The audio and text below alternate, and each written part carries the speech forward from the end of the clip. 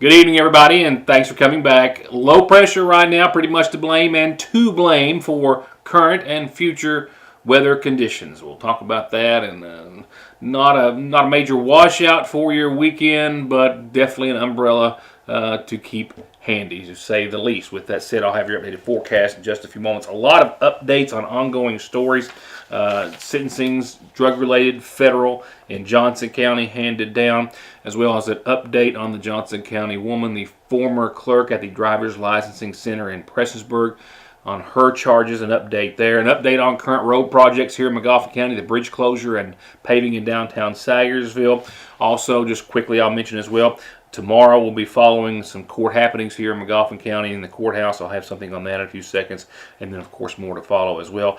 Saying no to the flop in high school basketball. Interesting couple of sports stories there. Rules and regs changed, and a lot of other things to pass along to you. Let's go ahead and jump right to before mentioned sentencings of two Johnson County men. One sentenced to 10, one sentenced to 20 years in federal prison.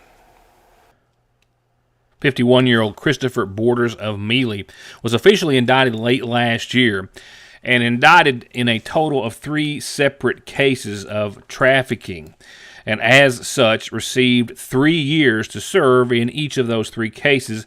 Those 3 years are to run consecutively, which adds up to a total 9-year prison sentence for trafficking in controlled substances in Johnson County. And 29-year-old Tyler Tromley's arrest record was taken into consideration upon his sentencing as well. Sentenced for trafficking in a controlled substance first degree, and taking a look at his laundry list of other cases, he's been arrested in the past 2 years at least for everything from public intoxication to burglary charges as well, and as well being in possession of about 12 grams of methamphetamine. He was indicted by the Johnson County grand jury and has subsequently been sentenced to 10 years for 2 cases, and those 2 to run consecutively for a total of 20 years behind bars. As for a couple of court cases we are monitoring here at Your News Today and the Sayersville Independent, I can tell you that so far on the docket for tomorrow in the Magoffin County Justice Center, Stuart Horton, who has already signed off on a plea deal with prosecutors to serve 27 years for sexually assaulting a minor, is set to be formally sentenced tomorrow in Magoffin County Court. Also, the next preliminary hearing in regards to the case and investigation into Matthew and Ashley Tackett is set for tomorrow in court. And the Magoffin County Grand Jury also meeting this week as well, and we will have, of course, cases, indictments to report out from that grand jury just as soon as they are made public or we are allowed to pass them along to you.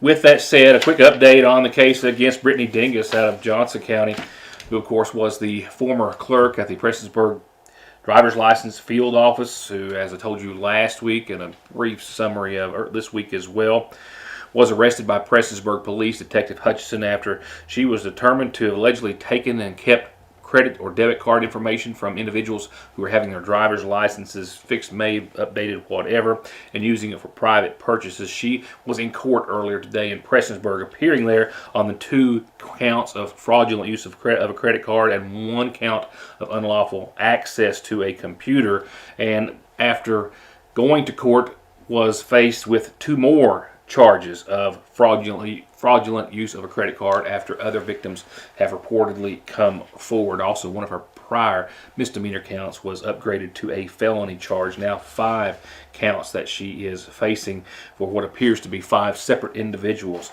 whose credit card information she kept and stole and then made legal purchases on while an employee of the driver's license office.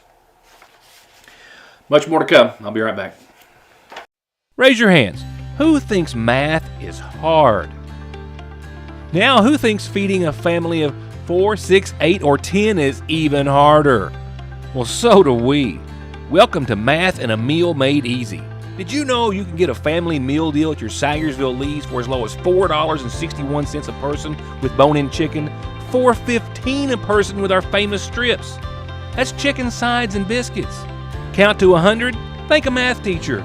Feed a family for less? Come to your Sayersville Lee's. There where every day starts, it's made and it ends. From hitting the floor to hitting the road and back, your feet carry the day's duties. And if you're hurting from what might be a work or sports or stress-related fracture you don't even know about, diabetic, or that all too often heel pain that just won't go away, or any type of pain or discomfort or in need of wound care, come to where they care. Put your best foot forward and come visit our podiatry team. We care about our patients and their feet. That's Dr. Cheney and her team at Hope Family Podiatry Center next to Hope Family Pediatrics on the Mountain Parkway. There are several risk factors that may put a patient at risk for heart disease. Especially people who have diabetes or hypertension or high cholesterol and have a family history of heart disease. Neglecting to see a cardiologist can put you in trouble. You may develop problems that may not be reversible. We see many people who do not have an actual diagnosis of a heart problem, but may be at risk of heart disease, and we do whatever we can to help mitigate that risk to help prevent disease in the future. ARH, more for Appalachia. Someone dies in the U.S. every 7 minutes from an overdose, and over half of the population gets or takes pills from a friend or a relative. And about 46 million and counting are exposed to narcotics in their drinking water. So don't toss them, flush them, or leave them lying around. Safely dispose of your unneeded meds anytime at Parkway Pharmacy. Where you can always talk to a pharmacist when you need one. You ready to graduate? Yeah, I'm so ready to go. I can't believe we're graduating, guys. Well, at least this won't be the last time we see each other. Yes, we'll all be together again in our 10-year class reunion. And I can't wait. Come on, guys. Let's take a picture so we'll have it at our class reunion. 3, 2, 1.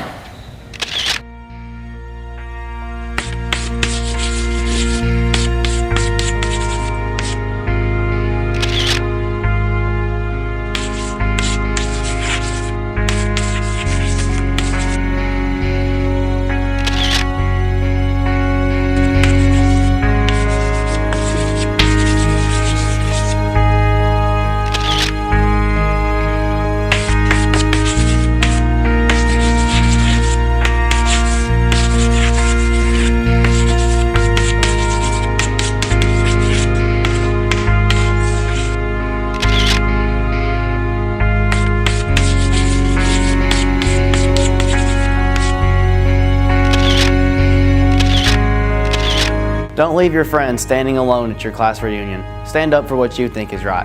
Say no to drugs. Choosing our future, staying drug-free.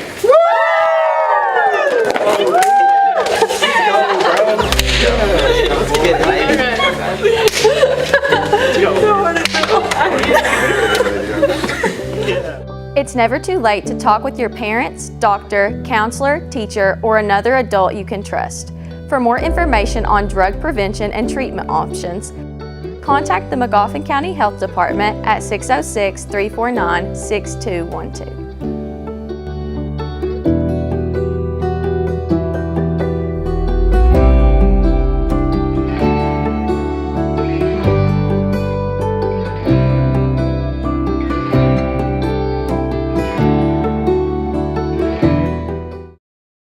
We reached out today and got some information back from the State Highway Transportation Department on two ongoing road projects here in downtown Sagersville, blacktopping in the downtown area and as far as Route 30 and Will May on Route 40, as well as trying to get a little preliminary information as to when that emergency bridge closure on 3334 might be lifted. As for resurfacing, which I think is actually a couple of projects kind of rolled into one, which has already seen the mill work done late last week. They were set on plans to start resurfacing Monday of this week, but that was unable to happen, and then the weather, and now they're hopeful to begin this resurfacing tomorrow, and it will actually begin, as I understand, from the red light and go to Route 30 tomorrow. So it will start in downtown Sagersville, go across the Ivy Point Hill, and go to the Route 30 or Conley Farm intersection on 460 West. That is set for tomorrow, and they're hopeful to do that again on Friday as well, which means they might actually be able to get that completed. As for the bridge and the emergency closure on 3334 down in the Lick Creek area, well, that is still in the paperwork phase. We understand that they are going through the approvals getting the proper paperwork, which is all just red tape for a few days. That takes approximately a week or so. But they do say they have a contractor on the go and on the ready to begin the repairs and or construction of a new structure, whichever is to be, as soon as all that is done. No timetable was given on how long it would take to replace or repair the bridge and when that exactly would start or obviously end, but we will keep you up to date. It's hopeful, though, within a week's time that there will be some activity in this area in regards to replacing a much needed structure in this area, which is completely closed to everything except foot traffic for the time being. Several things to talk about in sports tonight, several things to read in sports that you won't find here or anywhere else in tomorrow's edition of the Sagersville Independent. Mind you, I will touch briefly on a couple of those in just a few seconds. Right now, let's check in on tonight's McGoffin Farm Bureau calendar before we go any further. A reminder, a Beekeepers Association meeting has been set for this coming Monday at 6 o'clock at the McGoffin County Extension Service. As I told you last night, they do have a special guest, and they're also serving dinner. All McGoffin County beekeepers or interested parties should attend. 349-3216 or 1236 if you have any questions about Monday's meeting of the McGoffin County Beekeepers Association. As well, don't forget, that's the same number to call, or numbers, if you want to be a part or take part in the Easy Cake and Cupcake Decorating Workshop next Tuesday, 1 o'clock at the Extension Service. 349-1236 is the number to call to register.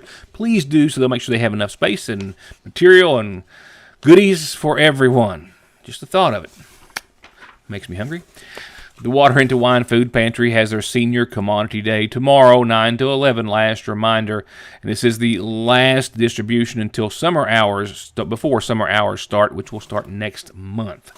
And they'll be 8 to 10. So Senior Commodity Day tomorrow at Water Into Wine over at the Lakefront Church of God. It's also Commodity Day at our McGoffin County Senior Citizen Center tomorrow, 11 till 1. And I try to stress them. I just can't stress it enough how much they need volunteers to help with the process every month. So if you can, go down and spend an hour or 2 or 3 or whatever you can.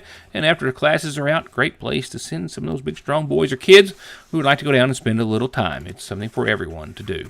The Royalton Community Council has Trader Days coming up Saturday, June the 1st. To be a vendor, call Janice, 496-9996. For everyone else, just get excited about being there.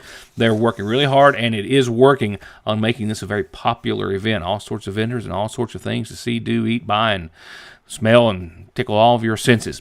With that said, tonight's community calendar and every night is brought to you by McGoffin Farm Bureau. And to have birthdays, anniversaries, or important announcements put on here, this right here is indeed how you get them on. Updated funeral service announcements brought to you nightly by the McGoffin County Funeral Home include those to start in the morning for 81-year-old Larry Edward Adams of Sagersville. He passed away Monday, the second of 3 children born to the late Buell and Gladys Marie Wheeler Adams. Larry is survived by a daughter for Jennifer Wireman, his wife Theda, stepsons Donnie and Ronnie and Larry Kraft and Mark Kraft, and an aunt, Helen Wheeler Tackett, and a host of family and friends. In addition to his parents, Larry is preceded in death by his wife of 40 years, Ruby, and a sister, Virginia Faye Adams, and brother, Buell Andrew. Services start in the morning at 11 from the McGoffin County Funeral Home. And services have now been set for 77-year-old Joe Salyers of Tackett Bottom. He passed away Monday at his home. Son of the late Robert and Eliza Poe Salyers. He's survived by his wife, Sharon, his sons, Brian and Jeremy, as well as sisters, Sue Bailey Gamble and Patty Burke, a granddaughter, Courtney Howard, and one great-granddaughter, Carolyn Jane Howard. In addition to his parents, Joe is preceded in death by his sisters, Roberta and Marie and Betty. Services tomorrow evening at 6 o'clock from the McGoffin County Funeral Home. Visitation will be tomorrow after 3. Arrangements incomplete at this hour for Charles Oliver Ward, 81 of Sagersville, who passed away Monday, to be announced soon by the McGoffin County Funeral Home, as are arrangements which are still incomplete for 84-year-old Herbert Marshall of Sagersville, who passed away Tuesday.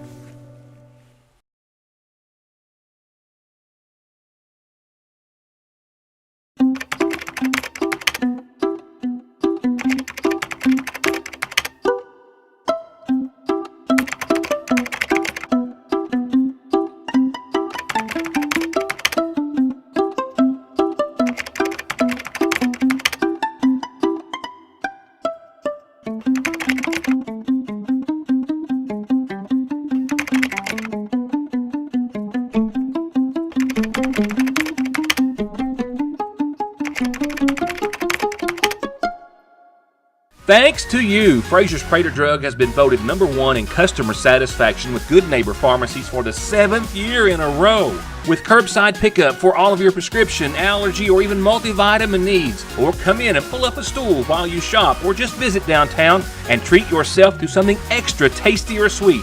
Where locally owned means a more personal, reliable, and friendly pharmacy. Frazier's Prater Drug. Whether you've got a new ride and you want it to stand out in the crowd, or you want your current ride to look and feel like a new one, no one does lifts, wheels, and tires better than Conley's. Stop in now for spring tire specials, free quotes, and 0% financing, or log on to conleytire.net. Spring isn't the only season here. It's also senior season. It's a season for love, a season for Jesus, and a season to shop local at the Seasonal Shop. With spring colors, styles, and fashions by Charlie Page and Simply Southern, and more of your favorites, new arrivals in bags and totes and jewelry and more. And they've got everything lemon lavender, spa essentials for a little at-home pampering. And from simple to chinoiserie, must-see home decor is at the Seasonal Shop in downtown Sayersville. I believe in Kentucky. I believe in Kentucky. I believe in small-town values. And mom and dad and the things they handed down. I believe some of the best people in the world are farmers. I believe in insurance that protects families, homes, and cars. I believe in always finding a way to do what you love. I am Kentucky. I am Kentucky. I am Kentucky. The NFHS is saying no to the flop in high school basketball. There's been a lot of other basketball rules changes as well for this upcoming year for the 24-25 season.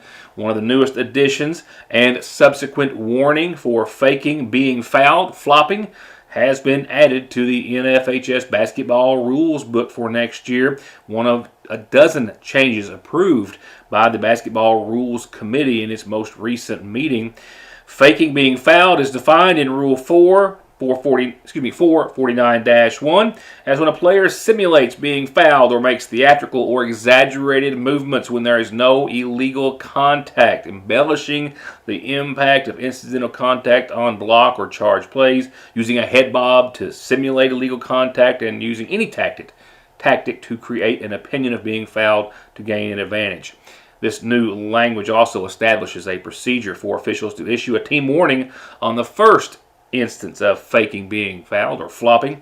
The warning is recorded in the scorebook, and the warning is then reported to the head coach. Any additional instances result in a team technical foul and not a player technical foul, which was previously the case.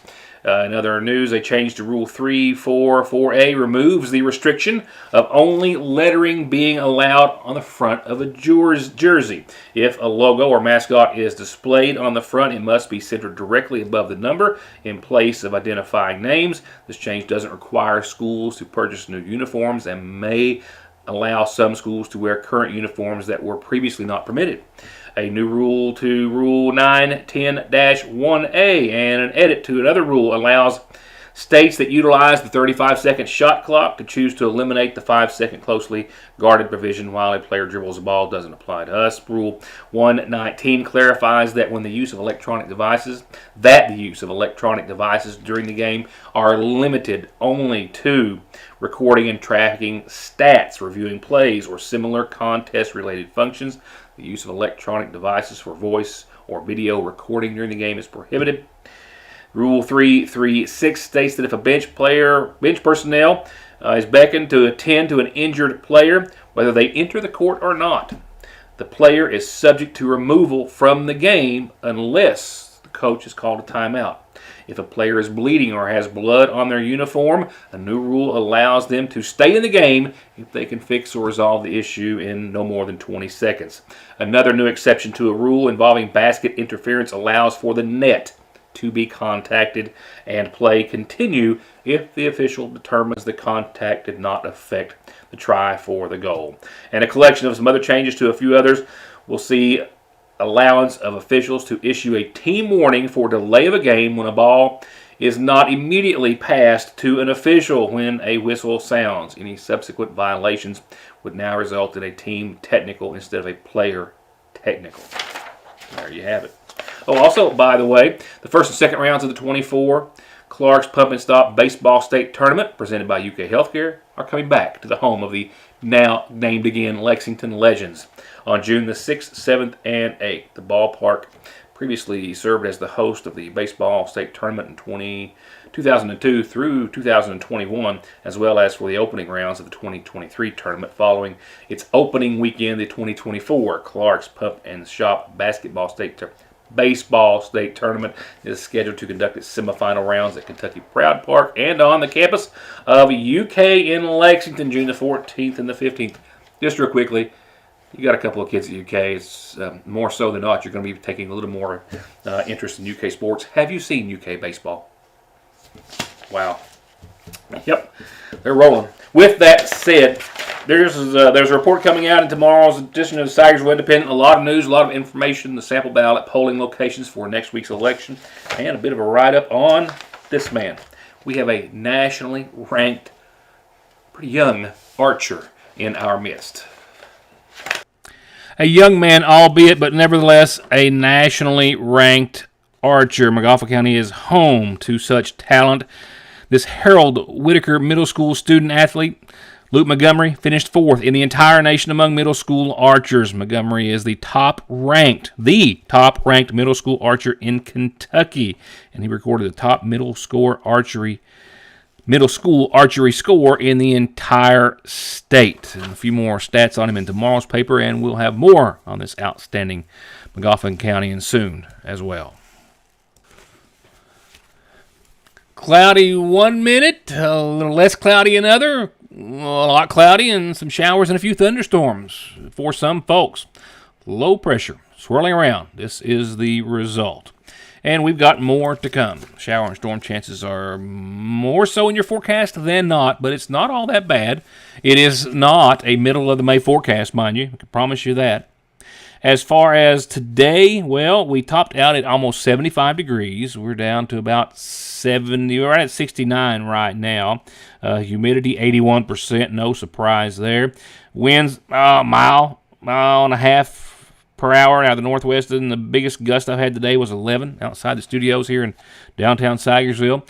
Not a big weather day, just not a beautiful day in the neighborhood. Sunrise, as you saw, 6:23. Sunset at the ever later for a long while, 8:37.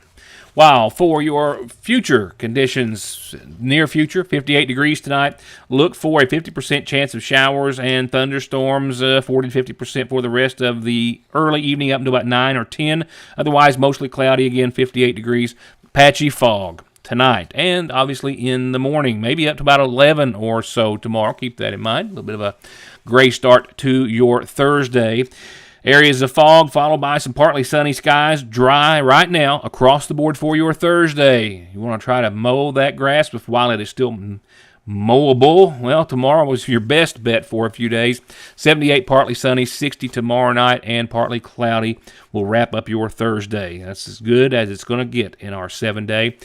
Going into your weekend, low pressure returns, swirls about, and gives us, albeit partly sunny and 80 degrees on your Friday, accompanied by low pressure, which gives us, starting off with about a 40% chance of showers and thunderstorms like from noon on.